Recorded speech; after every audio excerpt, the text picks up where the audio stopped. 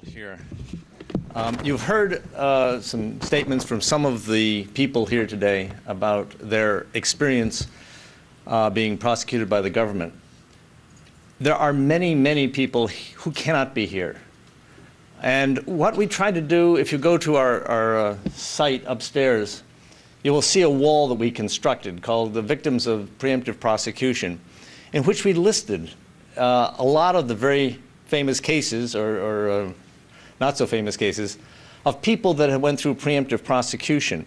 Each one of those cases contains a whole story. As you saw here today, you have all kinds of people, Muslims, coming up and talking about their personal experiences and how it affects their families and how it destroys communities and how it leaves them with a sense of alienation, people who want to become part of American society and instead are torn away and are constantly reminded that they don't belong and they are not part of this society. And they will be treated differently. They will be not treated equally under law.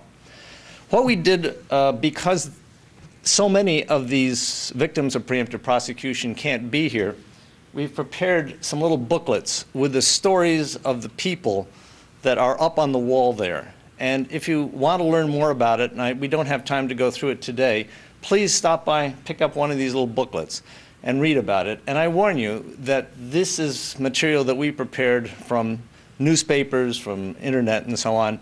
But already people are coming up to me and telling me, you didn't get it right. You still haven't got it right. Nobody has gotten it right so far. This is what really happened.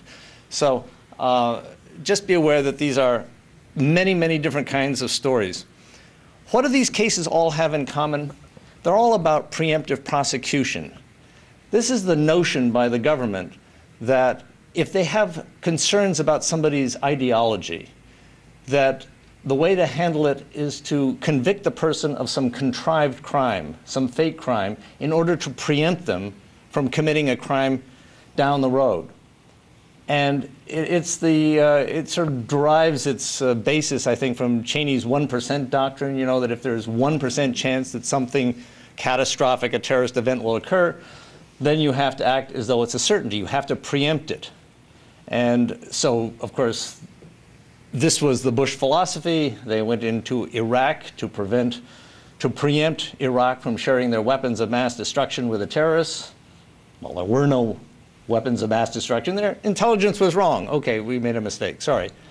Then they rounded up hundreds, thousands of Muslims and put them in Guantanamo to preempt them from launching attacks against the United States. Whoops, sorry, we're now getting affidavits from people in the military who said the government knew all along these people were innocent. 80% of them, I think, or something like that, were completely innocent. The government didn't care. They knew that. But they needed a terrorist army, something in being so that they could keep the Americans scared all the time. And I would suggest to you that that's basically what preemptive prosecution is all about. I don't believe that the government really thinks that these are real terrorists. In fact, I strongly doubt it. They know that there's no evidence there to support these charges. These charges are nonsense. But they need to have people locked up in jail to show that they're so proud about putting out this list of 390, 400 terrorists that they've caught to show how on the ball they are and how dangerous Islam is, radical Islam and so on, because they need to keep people scared. So they will support foreign wars and they will support repression here at home. And I think that's really what it's